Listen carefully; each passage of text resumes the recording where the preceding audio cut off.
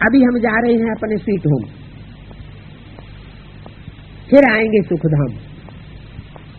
अरे तो मधुबनी तो कितनी बार होकर के वापस आ गए, तो क्या सुखधाम में आ गए हैं? अरे वो स्थूल बात नहीं है, स्वीट होम की बात कौन सी है एवरलास्टिंग? स्टेज ऐसी बन जाए, ये देह और देह की दुनिया हमको याद ना आए। क्या याद आए?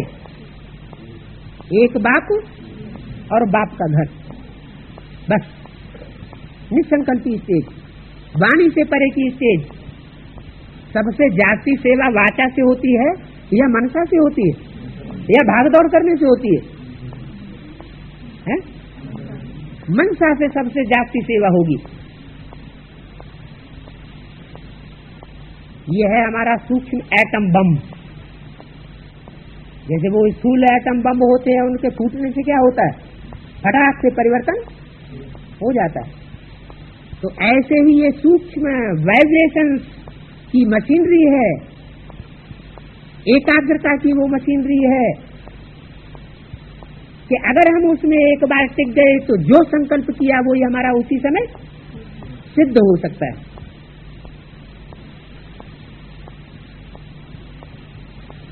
तो कितना हम औरों का कल्याण करते हैं। हम जाएंगे अपने सीट होम में, फिर आएंगे सुखधाम में। ये सब ज्ञान का मंथन अंदर चलता रहे। बाप में ज्ञान और याद दोनों है? तो बाप की विशेषता क्या बताई?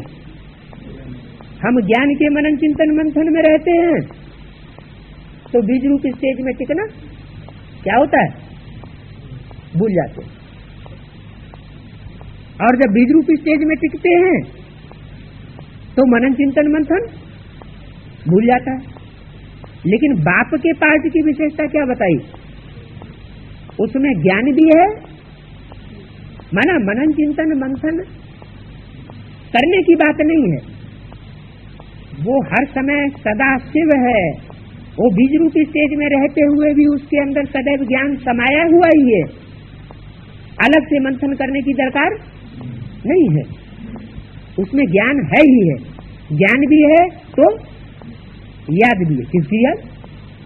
बाप को भी याद करने की दरकार है। बाप में ज्ञान और योग दोनों है। किसकी याद करता है वो? है? हाँ, बाप माना यहाँ कौन से बाप के लिए बोला? शिव बाप के लिए बोला। वो याद करेगा शिव बाप। हाँ, प्रजापिता के लिए बोला कि प्रजापिता में एक की अभिविचारी याद भी समाई हुई है। याद भी कैसी? एक की याद, किसी से अटैचमेंट नहीं हो सकता उसका। याद भी एक्यूरेट तो ज्ञान भी कैसा होगा? ज्ञान भी एक्यूरेट होगा। तुम्हारे में भी होना चाहिए, चाहिए है नहीं, लेकिन होना चाहिए। जानते हो, हमें शिव बाबा पढ़ाते हैं तो ज्ञान भी हुआ और याद भी हुई। ज्ञान और योग दोनों साथ साथ चलता है।